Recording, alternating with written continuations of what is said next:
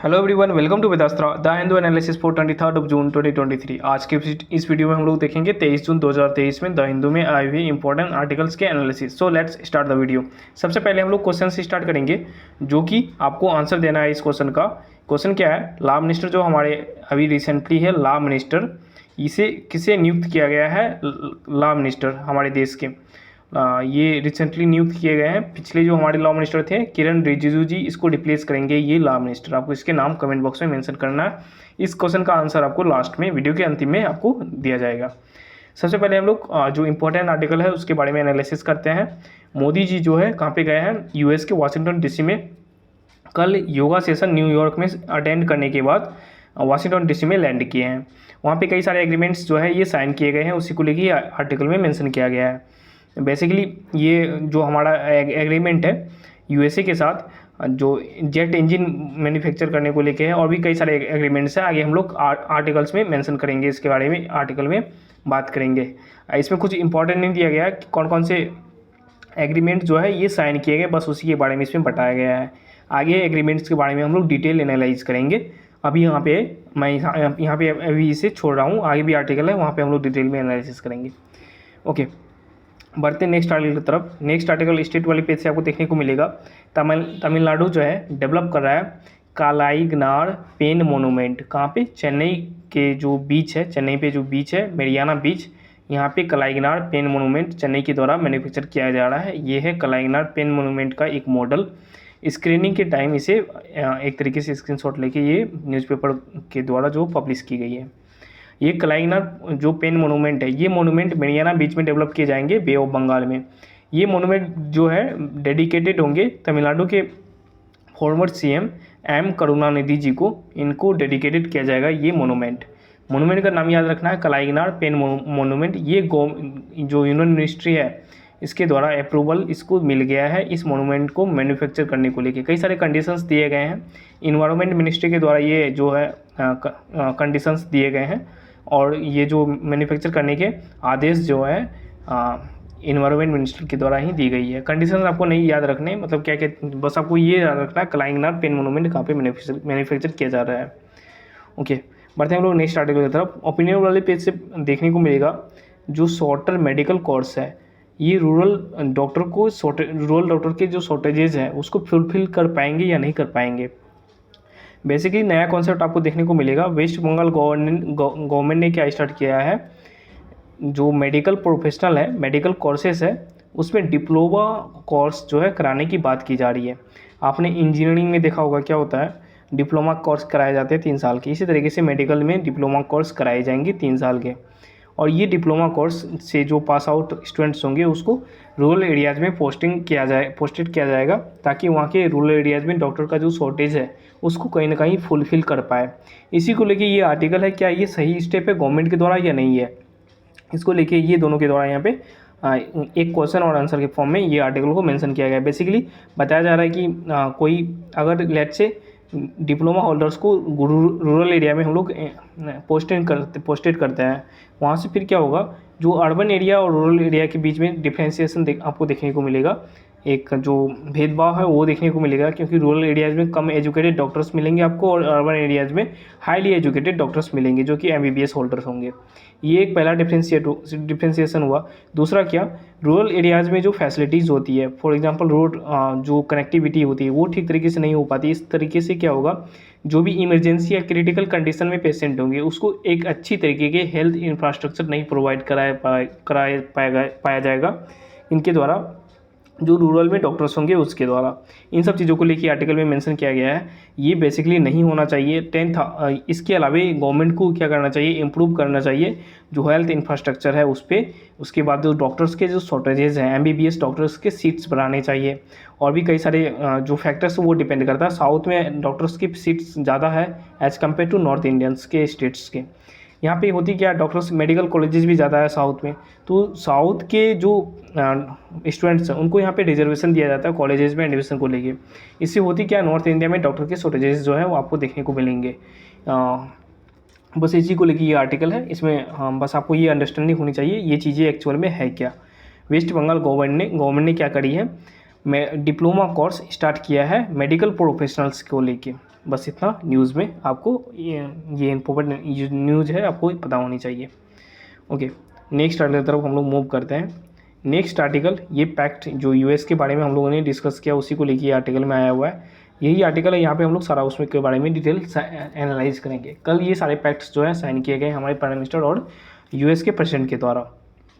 ये जो pact sign किए गए हैं ये बेसिकली है क्या, जीई एरोस्पेस जो कि एक यूएसए का एरोस्पेस कंपनी है, इसके साथ हमारा इंडिया का हिंदुस्तान एरोनॉटिक्स लिमिटेड, इन दोनों के बीच में साइन हुआ है एमओयू, मोमेंडम ऑफ अंडरस्टैंडिंग।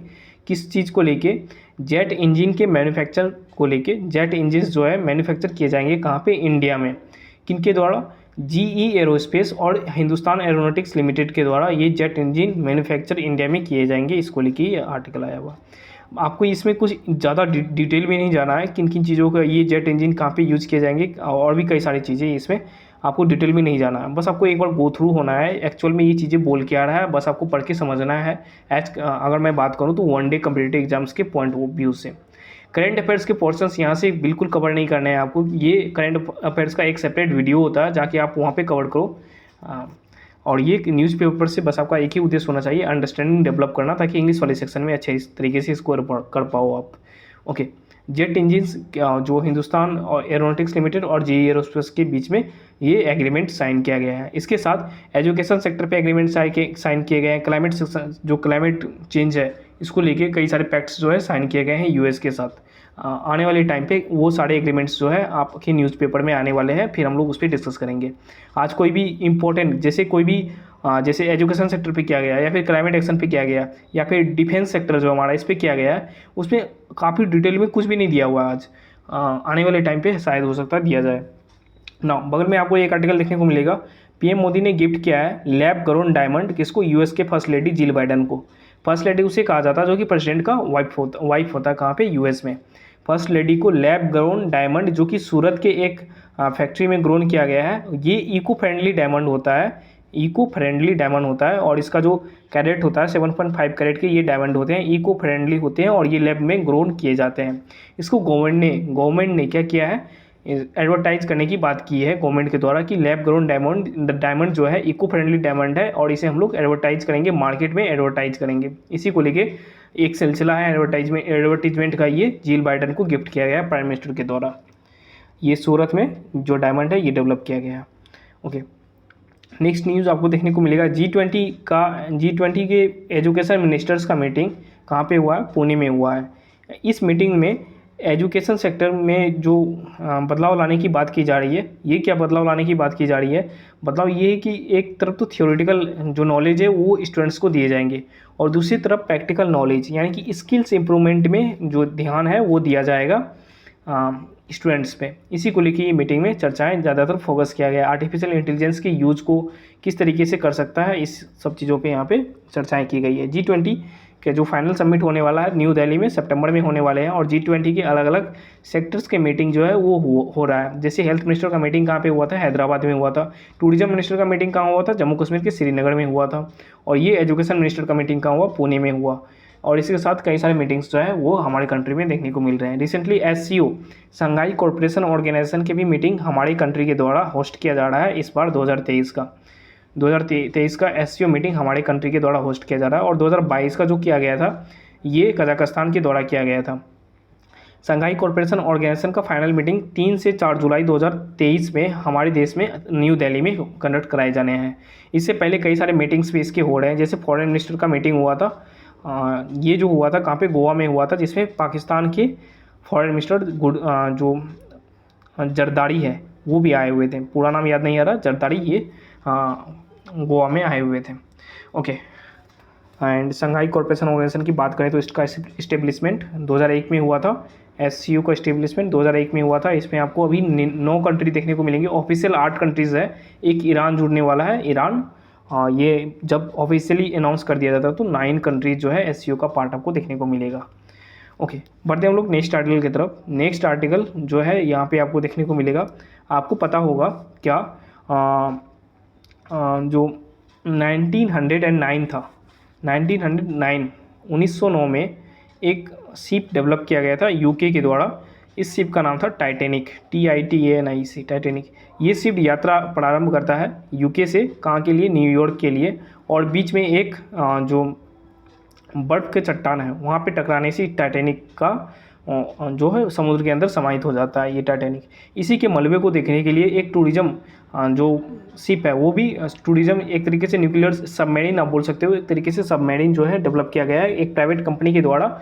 और ये सबमरीन में लगभग 5 लोग को सवार करके ये जो मलबा है इसका टाइटैनिक का ये दिखाने के लिए ले जाया जाता था।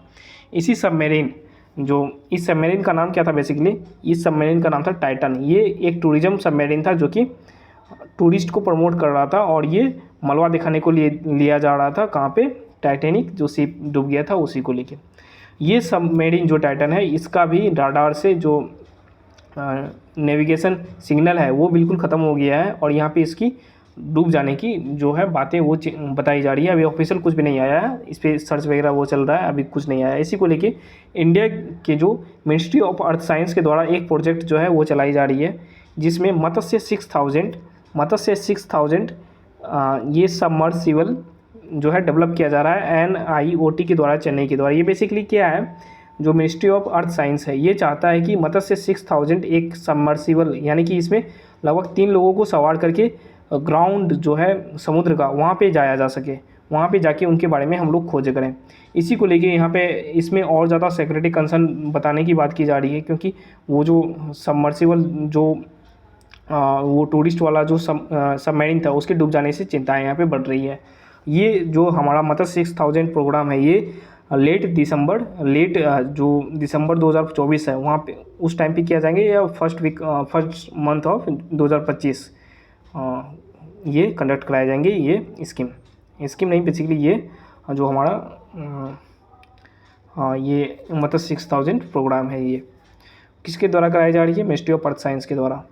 ओके, सो ये था आज का आर्टिकल। अब हम लोग देखते हैं क्वेश्चन वाले पेज पे। क्वेश्चन वाले पेज पे आपको देखने को मिलेगा जो मैंने आपसे क्वेश्चन पूछा था। क्या पूछा था, ये जो क्वेश्चन था, लॉ मिनिस्टर हमारे कौन बने हुए हैं। Law minister recently Arjun Ram Meghwal ji बने हुए हैं, जो कि बीकानेर कॉन्स्टिट्यूएंसी से आते हैं, राजस्थान के बीकानेर कॉन्स्टिट्यूएंसी से अर्जुन राम मेघवाल जी, इसे लॉ मिनिस्टर बना दिया गया है। और जो हमारे पहले लॉ मिनिस्टर थे किरण रिजिजू जी, इनको बना दिया गया है ministry of earth science. Okay, so ये था आज का आर्टिकल। मिलेंगे हम लोग कल, यानी कि 24 जून को। Till then take care and thank you. और हाँ, आज की जो एनालिसिस है ये मैंने थोड़ा धीरे धीरे किया, क्योंकि कुछ प्रॉब्लम था, इस कारण से मैं बोलने में थोड़ी दिक्कत हो रही थी। ओके, मिलेंगे कल, यानी कि 24 जून को। And thank you so much for watching.